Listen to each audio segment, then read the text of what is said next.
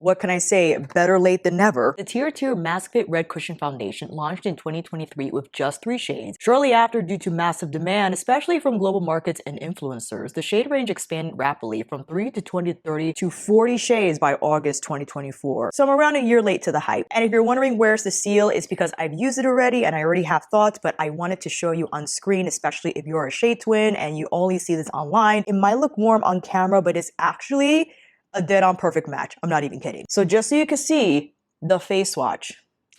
I know. And I'm not one to use the puff because I just think it's unsanitary, especially if you don't clean your puff and groove every day. So instead, I'm using my Sonia G Oval Hybrid Sheer Buffer Brush, pressing directly into the sponge and getting the coverage from there. It has a little bit of fragrance, but it's not perfumey like Givenchy. But I think you notice the immediate coverage of my imperfections. It's not too neutral or golden and just provides me the right amount of boost in complexion, if you will, without me looking orange or dull. And you can see the immediate difference the TirTir provides, and without a ton of product. You saw there was a couple of swipes from a light press on the sponge, and yeah, that is quite remarkable. But again, I would advise that you don't use a lot, and it can be tempting, especially if you use the puff. The puff picks up quite a bit of product, and if it does, I would use as much product on the puff from that initial press to the sponge to get the most out of that one application and not layering, and all of a sudden you will look like you actually have a mask on your face. But we gotta finish the look, okay? This is my Gucci concealer, of course, one of my